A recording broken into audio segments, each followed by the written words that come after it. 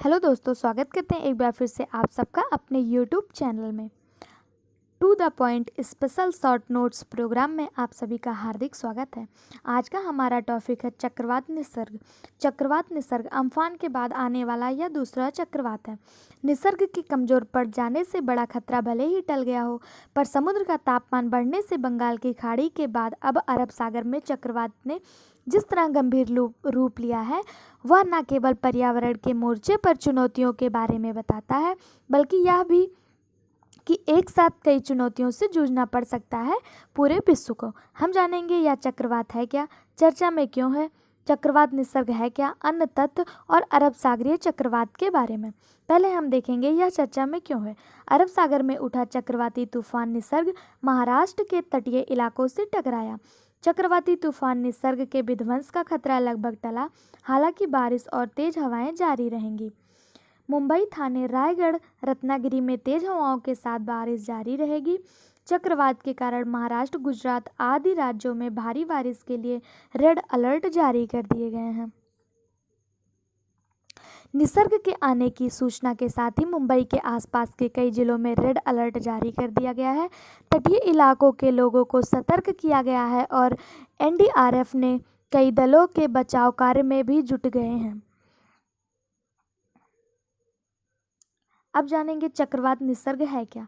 चक्रवात निसर्ग एक उष्णकटिबंधीय चक्रवात है।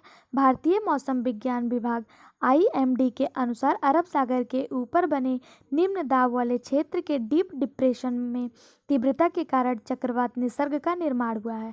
चक्रवात निसर्ग के दौरान हवा की अधिकतम रफ्तार 110 से 120 किलोमीटर प्रति घंटा दर्ज की गई है। उष्णकटिबंधीय चक्रवात आक्रामक तूफान है जिसकी उत्पत्ति उष्णकटिबंधीय क्षेत्रों के महासागरों में होती है और तटीय क्षेत्रों की ओर गतिमान होते हैं। ये आक्रामक तूफान भयंकर तेज हवाएं और बारिश के साथ आलाते हैं और विध्वंस करके चले जाते हैं।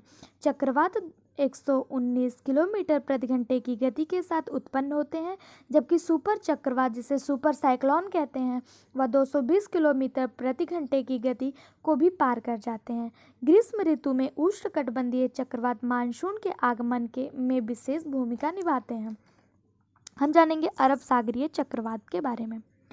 बंगाल की खाड़ी की तुलना में अरब सागर में कम तीव्रता वाले चक्रवात आते हैं, जबकि बंगाल की खाड़ी में अक्सर उच्च तीव्रता वाले गंभीर चक्रवात आते हैं। जलवायु विज्ञान के तथ्य के हिसाब से आमतौर पर देखा गया है कि अरब सागर की तुलना में बंगाल की खाड़ी में चक्रवातों का निर्माण ज़्यादा होता है। लेकिन हाल ही में वर्षों में वैज्ञानिकों ने यह पता लगाया कि अल नीनो मोडिको की घटना के कारण अब अरब सागर में चक्रवातों का निर्माण ज़्यादा हो रहा है। अल नीनो मोडोकी की घटना के कारण मध्य प्रशांत महासागर में उष्ण आर्द्र तथा पूर्वी और पश्चिमी प्रशांत महासागर में शुष्क ठंड की उपस्थिति उत्पन्न होती है। अल नीनो मोडिको के समय अरब सागर के ऊपर एक बड़े अभिसरण के कारण काफ़ी अधिक संख्या में इस क्षेत्र में चक्रवातों की उत्पत्ति होती है। हम जानेंगे इसके बारे में अन्य तथ्य।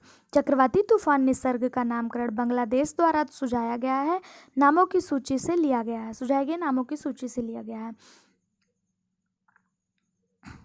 1882 के बाद यह पहला चक्रवात है जिसकी उत्पत्ति मुंबई के पास हुई है। चक्रवात नीलोफर, मेघ सागर आदि अरब सागर में उत्पन्न हो चुके चक्रवातों के नाम हैं। हम सभी जानते हैं कि हमारा देश कोविड-19 से लड़ रहा है। जिस तरह कोविड-19 से लड़ाई के बीच अम्फान के तुरंत बाद निसर्ग का आना पर्यावरण के मोर्चे पर चिंताजनक होने के अलावा यह भी बताता है कि एक साथ कई मोर्चे के साथ जूझना पड़ सकता है, और यही वास्तविकता है।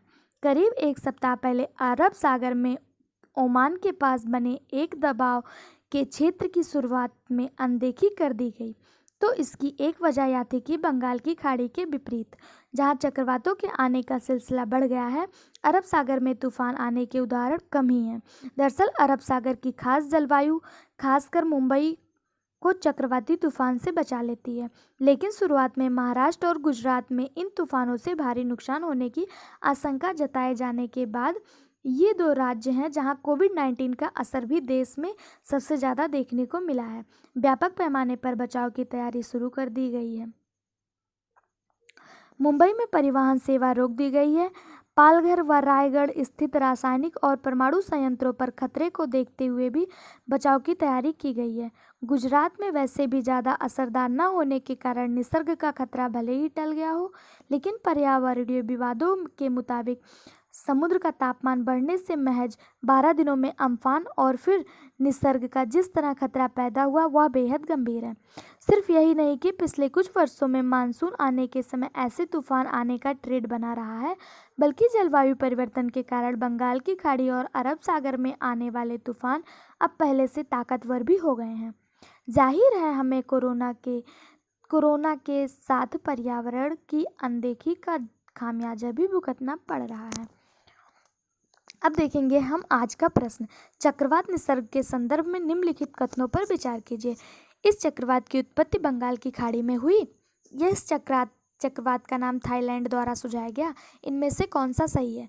तो यह दोनों ही गलत है, क्योंकि इस चक्रवात की उत्पत्ति जो वो अरब सागर में हुई और इसका नाम जो है वो बांग्लादेश के द्वारा सुझाया गया, बल्कि इसका अपोजिट अम्फान चक्रवात जो आया था वह बंगाल की खाड़ी में हुई थी और उसका नाम थाईलैंड के द्वारा सुझाया गया था। तो इसका सही जवाब होगा इनमें से कोई नहीं।